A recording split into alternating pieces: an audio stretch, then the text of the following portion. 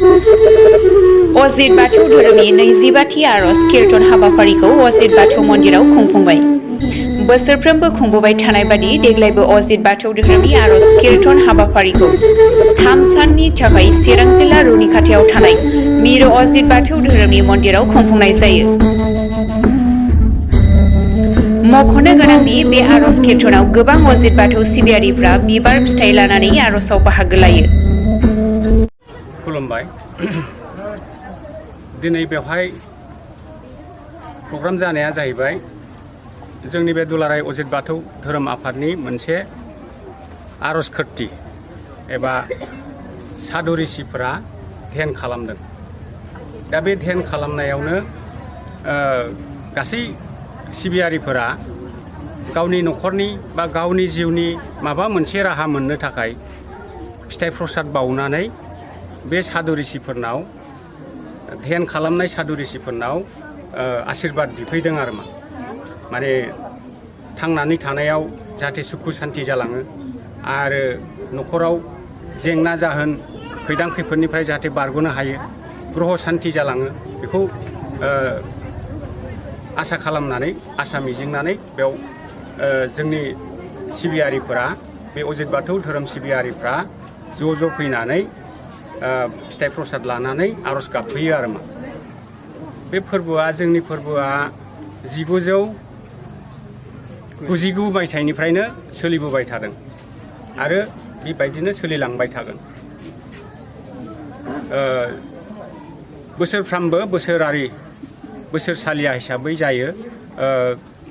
नभेम्बरनि 1 अक्ट'निफ्राय 3 अक्ट'सिम सानथामनि हाबाफारिजों बे आरज खोरथि फोरबोआ खुंजाबाय थायो आरो बेबायदि हाबाफारिनि गेजेरजोंनो बे अजित बाथौ धोरोम सिबियारिफोरा सोरनिबा देहानि लोमजानाय साजानाय बेफोरबो बेबायदि आरजिनायनि गेजेरजों मोजां जायो आरो सोरनिबा न'खरनि बायदिसिना जेंना समयसानिफ्रायबो समाधान जायो आरो गोबां राहा मोनो आरो बेनिखायनो जोंनि बे बाथौ गुरु अजित बाथौ गुरुआ जोंनो बेबायदि राहाखौ होदों आरो फोरबोआ बे जाहैबाय आरज खोरथि। बिनि उनाव जोंहा दङ बाथौ गोथार सान। बे बाथौ गोथार साना जाहैबाय 1961 मायथाइनिफ्राय खुंजाबोदों। 1961 मायथाइनि 15 नभेम्बरावनो जोंनि गुरुआ फिथाइ प्रसादजों बे बाथौ धोरोमनि फुजाखौ होजेनबोदों। बेनिखायनो जों बे बाथौ गोथार सानखौ बोसोरफ्रामबो 15 अक्ट'खालि खुंनाय जायो आरो बेजों लोगोसे जोंहा बोसोरारि गुरु नुजाथि फोरबो दङ, गुरु दर्शक सभा, गुरु दर्शक आरो सभा। बेखौ जोङो जानुवारिनि 19 अक्ट'निफ्राय 19, 18, 19, 20 अक्ट'सिम सानब्रैनि हाबाफारिजों जों बोसोरफ्रामबो खुंनाय जायो। बेयावबो गोबां जोंनि सिबियारिफ्रा फैनानै गुरुजों नुजाथिफैयो आरो गुरुखौ सन्मान लाफैयो आरो बेयावनो गिदिर मोनसे सभा जायो आरो दा गुरुआ बे जोंनि बर' हारिनि थाखानाय बाथौ धोरोमखौनो गुलाय गुजाय जानायखौ नुनानै बिथाङा इसोरनिफ्राय मोनसे गोहो मोननानै बे बाथौ धोरोमखौनो फोसाबनो होननानै बिथाङा बुलि हुदाखौ बोखारनानै फिथाइ प्रसादजों सिबिनाय हुदाजों दिनै बिथाङा बे बाथौ धोरोमखौ फोसाबफैदों आरो बिथाङा जेब्ला 1961 मायथाइमोन बे बाथौखौ फिथाइ प्रसादजों फुजा होजेनदोंमोन। बे समाव बिथाङा 14 बोसोरल' बैसोमोन। बे 14 बोसोर बैसोआवनो बिथाङा माने गोबां धोरोमनि गोथौ सिन्था खालामनानै सानखांनानै बर' हारिखौ माबोरै फोसाबलांनो हानो, बर'नि समाजखौ बोरै गोग्गो खालामलांनो हानो बेखौ नोजोर बोनानै बिथाङा बे धोरोमखौ फोसाबनो थाखाय बिथाङा इसोरनि गुन गोहो लानानै दिनैसिम बिथाङा फोसाबबोदों आरो दा बेबायदिनो गोबां सोलोंसाफ्रा गुरुनि बोसोननि साजों गोबां राहा मोनदों। बे आरज खोरथिनि गेजेरजोंनो माने गोबां न'खराव बेमार आजार जानायफ्राबो बेयाव गुरुनाव आरजिफैनानै हामजाबोदों। बेबायदिनो गोबां माने राहा मोनबोदों आरो मा जोंनि बे अजित बाथौ धोरोम आफादा बे 1961 मायथाइनिफ्रायनो सोलिबोजेननाय जादों आरो मा आङो 2006 मायथाइनिफ्राय आङो बे धोरोमाव हाबदों। आङो गिबियाव आं बाथौ धोरोमानोखामोन, बुलि बाथौमोन।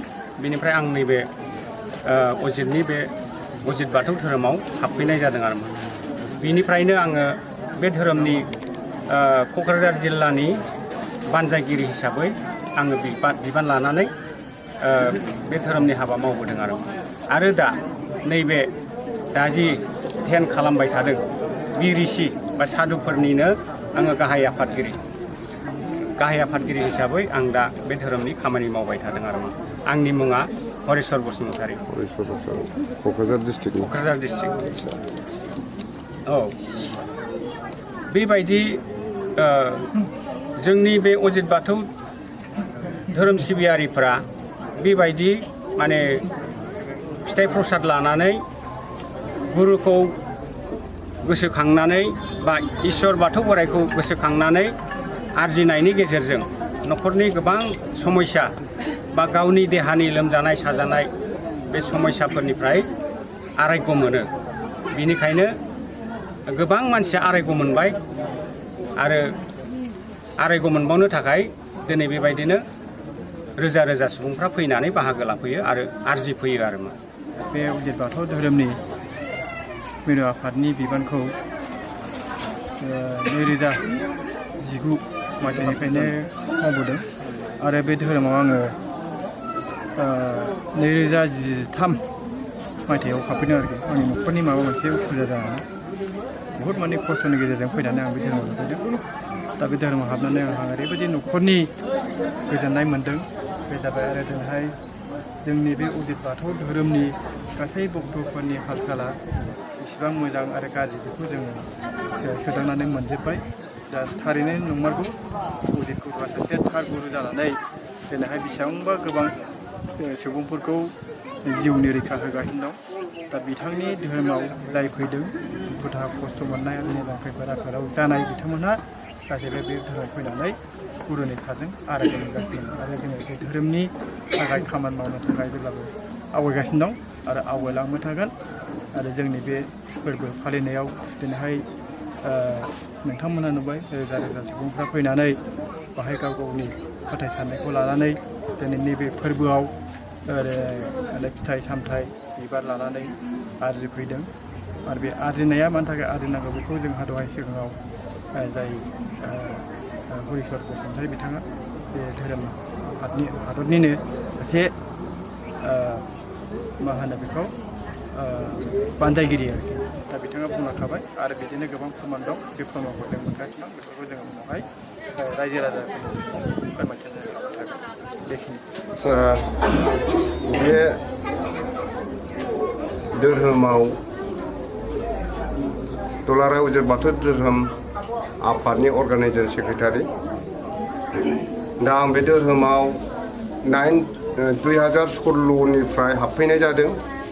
दा 2016निफ्राय हाबनानै दिनैसिम आं बे धोरोम आफादाव मोजां मोननानै धोरोम आफादनि दैदेनगिरि बिथांमोनहा आंखौ माने बिबान दोनदों।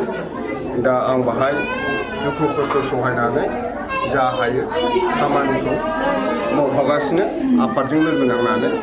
दा आं बे धोरोमाव हाबफैनानै माने गासैबो खामानिफ्राव धोरोम फुजिनायफ्राव रेंनाय मोन्दों, माने सेफ जादों। सिगां आंनिया बुलि होग्रामोन। दा बुलि होनायाव गोबांथार खस्थ' मोनो आरो खस्थ' भुगिनाङो आरो थाखा फैसायावबो बहुद खरसा जायो। बेनिखायनो बुलि बुदाननिफ्राय नैबे अजित बाथौ धोरोम आफादनि नेमखान्थि फुजिनाय एबा प्रसाद बिबारफोरजों फुजिनाय नेमखान्थियाव आं दा फैनानै माने बिराद मोजां रेंनाय मोन्दों। बेनो आंनि नोंथांनि सोंनायनिसिम फिननायखौ आं होनाय जाबाय। गोजोन्थों, खुलुमबाय।